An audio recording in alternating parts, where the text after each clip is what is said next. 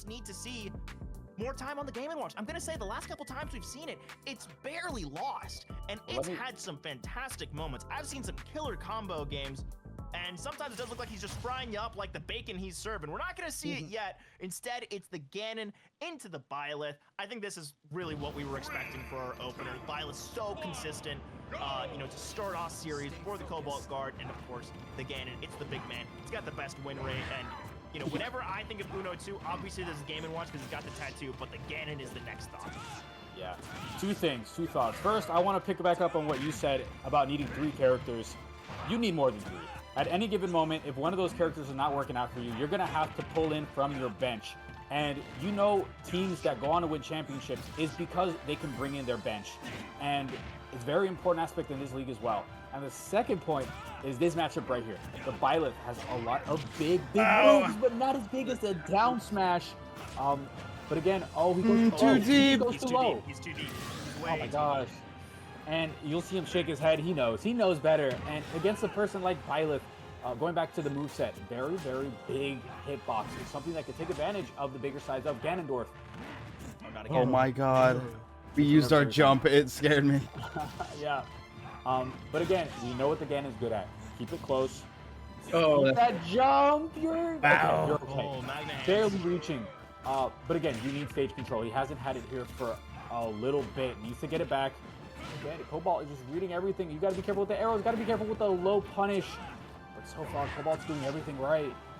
And I will say that's one thing that Cobalt's very good at, and it's catching your jumps and punishing you for not having it. As we finally see this Ganon make it back to stage, and the F tilt will get the job done. A little Sparta kick to send him to the blast zone. When honestly, a little robbed earlier on, but is it really getting robbed when you hit him with a down smack at 70 on ledge, right?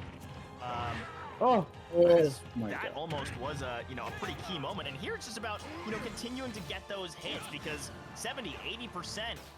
You're in kill range, buddy. It's a Ganon. He's got a big old sword. I don't care how big your halberd is. This Ganon's massive. Good try. And that's not enough. Yeah, I think in that recovery, if he air dodges first and then saves that jump for a little later, I'd have been able to live. But, hindsight is 20/20. He's got to deal with what's in front of him now, and that is a Byleth with 68%. Again, you think about the Ganon, you think, this is kill percentage, but you have to play a little smart. You don't want to just give the Byleth any free damage, because every percentage at this point of this game is so precious. Yeah, every single moment you've got to be fighting for every point of contact and keeping yourself in there. One thing I'm not seeing too much of is especially out of shield on the Ganon. He's got one of the fastest jabs in the game. Even though it's not something you tend to think about when you think about the Ganon, just a little disruption off that jab can do so much work instead of trying to get a jump out of shield aerial. So many of these nairs, well, that one's gonna kill. They're easy to punish, and we've seen it throughout this series. And now this is where you can lock in. And we've seen the Ganon pull off upsets like this, where you're behind going into the last stock, you land 3 hits, and suddenly that smash attack kills at 70%. All right, he used it, but he doesn't didn't have fine. Now we know how fast the Ganon can start putting on percentage. 36% is a good start, but again, you have to deal with the damage coming from the Byleth. He's looking for a read, misses the back air. No. You don't gotta do much. You just gotta make him uncomfortable and just get him off stage. That is one of the difficulties with the Ganon, is just not having that range, not having that floatiness, being very, very heavy. And honestly, though, you think back to that chase down and that SD, I think that's the difference maker in this game. Yeah. I think the Ganon played a very good game and had really good looks. And you get back maybe 40%, you get to deal another 40%, suddenly we're dead even, and it's, next smash attack kills. And I favor the Ganon in that kind of fight. Yeah. And I think that now, as far as like matchups, I feel like the Byleth might be the hardest matchup for Uno's Ganon to go up against. Maybe even harder than the Ike. I feel like it's able to outspace a little bit better. It's able to camp better. There's a Snake and an Isabelle standing right there. I feel like those are way tough. I don't know. I will agree with Savage Henry here in the fact that the Byleth is just a lot more comfortable in the hands of Cobalt guards. Yes, the Isabelle's there, yes, the Snake's there, but 11-4 is really tough. And the Ike doesn't have an arrow. It doesn't have those long, hitboxes. Missiles, I heard you start saying something and I cut you off, but you have something to say, I think. I'm nuclear just saying that the bombs. snake into the cannon. It might not be great. No, I agree. I don't think it's the right option. I agree with you there. And let me do my analyst Give me thing. the Ready? banjo. So it's gonna be Ike, right? That's the pick, and I think the counter pick has to be the banjo. Actually, hold on, they're changing their minds. I see them going off the stage. They're renegotiating. No, I think There's if deals you are being Cobalt made Guard here. I think if you are Cobalt Guard here, you just go the Ike. Unless he's been working on the snake, which is 6-1, the Ike has just looked so good compared to everyone else he has left. And if you are Uno 2, the best counter for that, I would think, get the banjo out the way. Get out there. Let him. Okay, never mind. I'm always just a little off. I did say the snake. I did say the snake, didn't I? From what we saw, it had to be the snake. Like a little heads up, guys. We obviously can see the arena.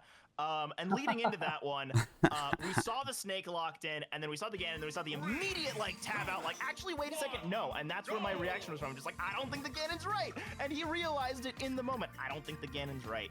But the snake has to get locked in once we see it from the lead. You have to select first, right? So I think that was always solid, and it was just, you know, can I get away with the Ganon, or is it time for something a little different in this solid snake? And so far, the Game & Watch, it's doing what I wanted to see. It's cooking, it's keeping the pace up, it's not letting the snake set up, and it's doing moments like that where you got the bucket. Yeah, the bucket's going to be a huge part of this matchup, and I think the snake has to realize that the bucket will be used a lot, and what you're going to do against it is read it. If your opponent uses the bucket in a close quarter situation, hey, that's your opportunity to get some good damage in. C4. Gotta see it.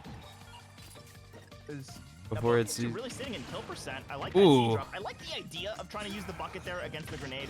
You know, just couldn't quite get the timing, and now, I mean, I think this is a great start where the snake looks visibly uncomfortable in a lot of these positions. We're not seeing a lot of the same confidence that we're used to seeing out of this snake. We're not seeing a lot of the Z-drops on the grenades that make it so hard to play on stage. He is just getting pressured down. He's getting slapped around, and we don't see a kill come through. I like the ambition. Wow. And Watch that C4, though. down with the F smash.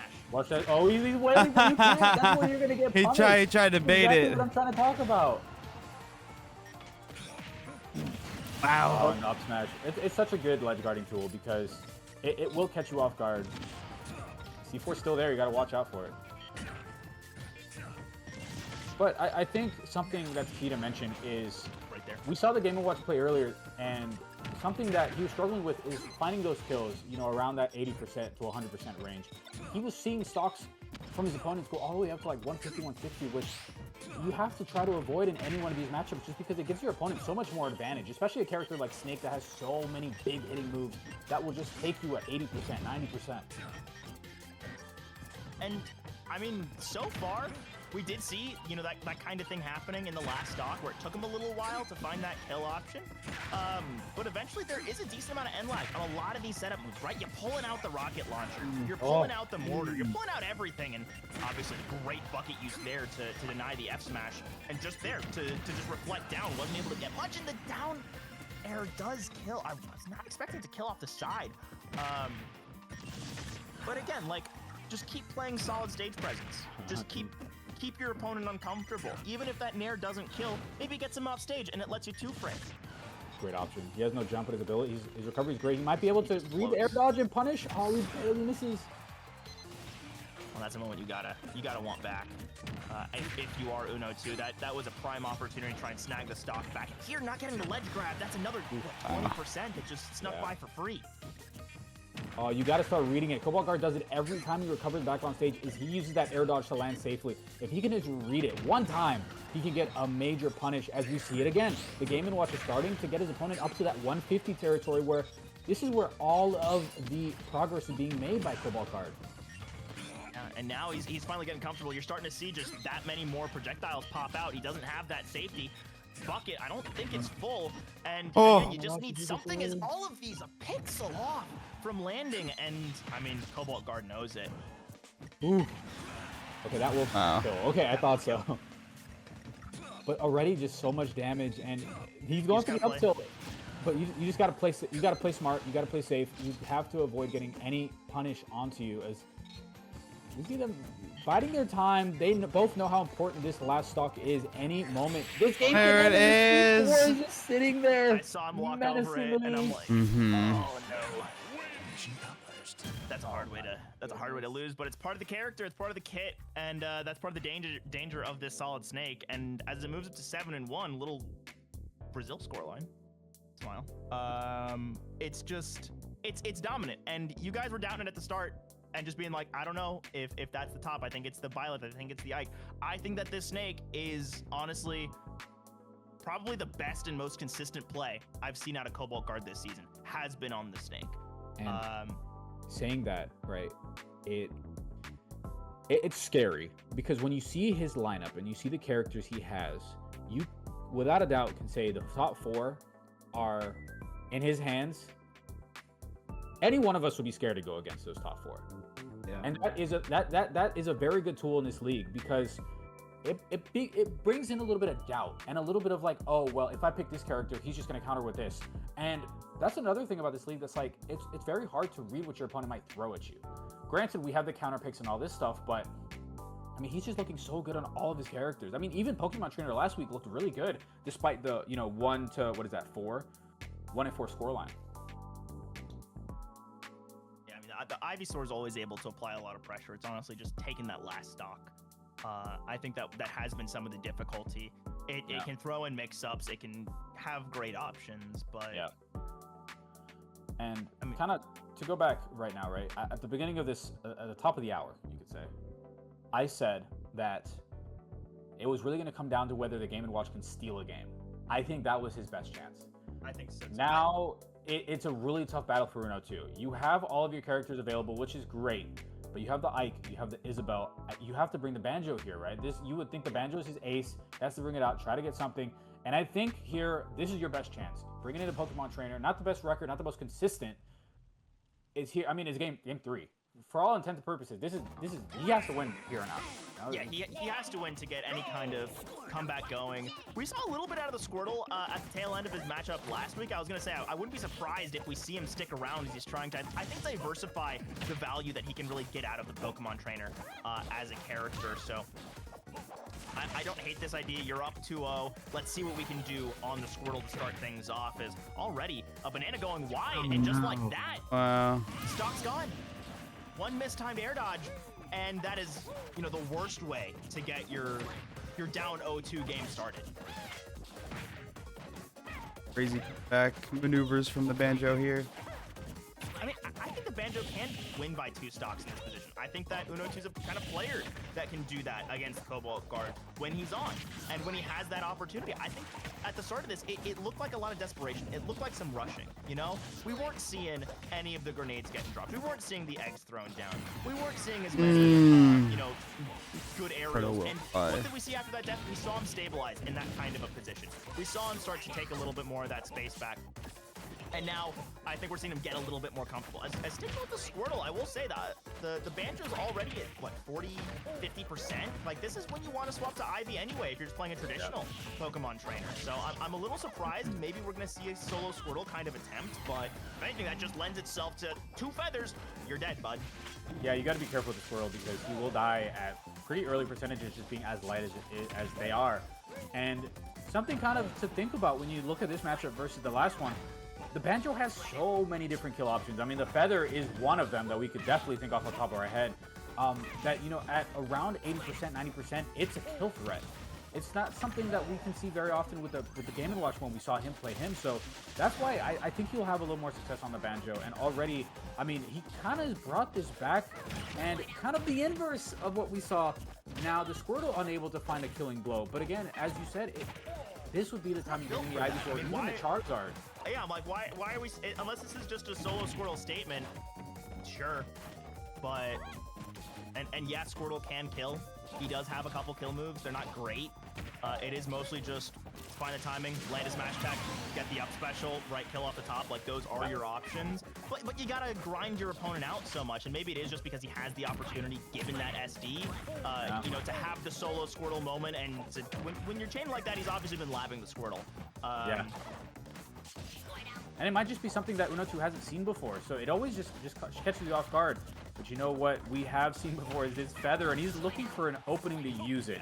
109% is definitely that time and place that you would think a Feather will take the kill, especially against Squirtle. I mean, even an up smash, as I was just about to say, and just like that, maybe 43% is on him, but it's very even, very close.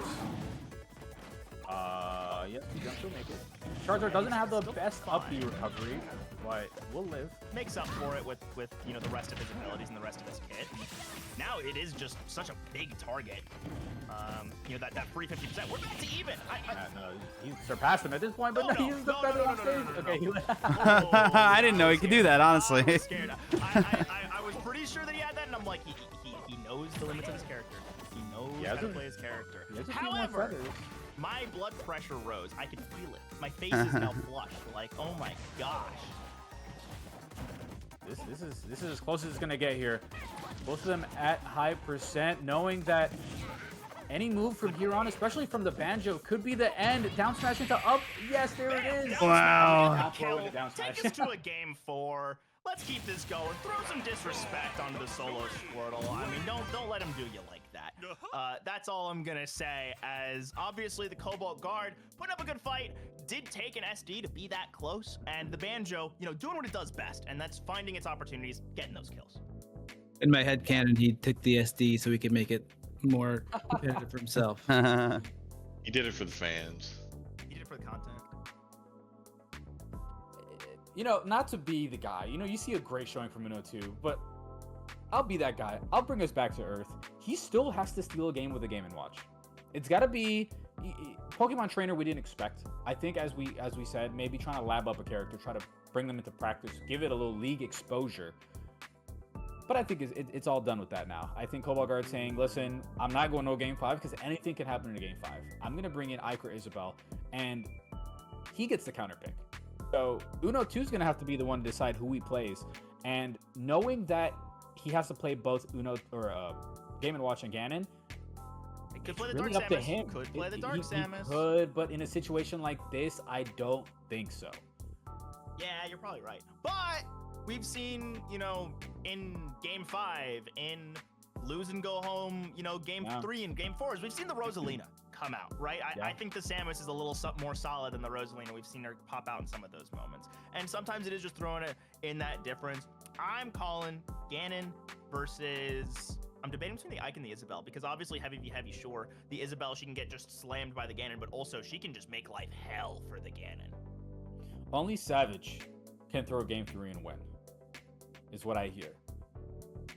Not saying that Cobalt threw that game, but knowing what he has on his roster, I think he went with a little bit of a, you know, fun pick. Something that he was okay losing on. Well, now he's not okay losing anymore. At this stage in this series, you got to win. If you're Cobalt Guard, you got to win. Because going down to Game 5 against a warm, you know, reverse sweep capable Uno 2, you're in trouble. But again, now, oh, those rockets are going to hurt so much. Yeah, and I don't blame the Ganon for just leaving the stage and saying, I'm done with this. Forget it. I mean, he just doesn't have any options to get rid of it, right? Like, you can down tilt. Sure. I wonder if the down B, if the down B will take it. If the Wizard's Foot will destroy the rocket. I think it does have a little bit of armor, but you know, not quite enough. Oh, dead dog, dead dog. This is the double-edged sword of picking the Isabel, right? We saw it at the start. It's really annoying. It's really tough to deal with. It makes this Ganon not want to play, as the Wizard's Foot does work. Good call out. That's going to be, honestly, what defines this matchup, I think, for the rest of it. And I wouldn't be surprised if Cobalt Guard didn't think that was the case. As now you have a clean option to deal with those rockets, and your plan for controlling the stage is gone. I will say, so many times in the past, we've seen the Isabel be so hard to deal with because of those rockets. But with those rockets out of play, you're going to see him stop using them because it's just not effective. And just because of that, there's so much stage presence he's going to give up on.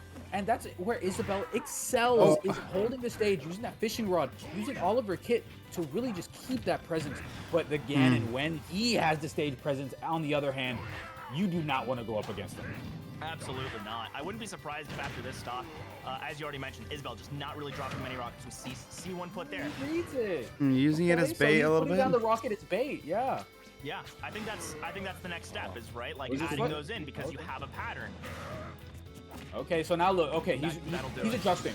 And that's what we do, right? We adjust mid-game, mid-series. And the adjustment is, hey, if you're going to wizard foot my rocket, I'm going to step back and just punish.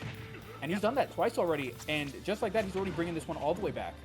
And, you know, fishing rod straight up into the confirmed rocket, that's a great place to be. As Wizard's Foot is a very committal move, right? It's got a lot of end lag. You obviously are hoping that you can hit your opponent on it, but already we're seeing just a great adjustment to shift out this playstyle as he just took a little figuring out, and there, no active hitbox, which means a little bit of hurt onto the Ganon, as should make it back. Actually, he's caught on his recovery. That's, again, another painful moment. Look at the spacing. Look at this. Just saying, like, I know how far Wizard's Foot is. I'm not going to let it happen. I'm not going to let you walk up like that. You've got another option, and Ganon's going to hit a smash attack at some point. It's just going to happen. A 155% raged Ganon against a dog. All right, here we go. And, you know, Uno 2 found himself in the same exact position last game, down against the wall last stock, and he was able to mount that comeback. Let's see if we can do so here. Not much of a comeback. That's how you start it, though. He needs to clutch this out. And just what he was doing, controlling center stage, using his aerial game, not just relying on the Wizard's Foot to get some space back. I think right here, she's standing right next to it. You can try to approach a little bit more, but you can't be playing on the edge. You need that rocket to be in like the dead center of your Wizard's Foot. Otherwise, you're just going to get caught and she's just going to step back. Yeah, in a situation like here, I think there's enough spacing to do it, but you just know it's going to be met by a shield and then a punish. So I think the Uno 2, the Ganon, has been doing a really good job of trying to limit the Wizard's Foot, trying not to make them really readable, because he knows that a punish at this percent might be fatal. Yeah, and that's what's great is adjustment from both players, and adjustment across both of them. What makes this a great vegan, but obviously demonstrates these are two great players as good timing, good recognition on the jump. Oh, that is just so brutal, getting caught by the rocket. He just needs to land, get back on stage. He hasn't been able to do it in a while now. He needs to land. He just needs one hit. Get up! He has no jump. He has no jump. He has no jump. Wow. Oh my goodness. He wasn't able to reestablish stage control after the Isabel realized that he could just space the Wizard's Foot. After that, it was just all the cat, the dog, whatever it is. And just you saw the adjustments mid-game by both of them.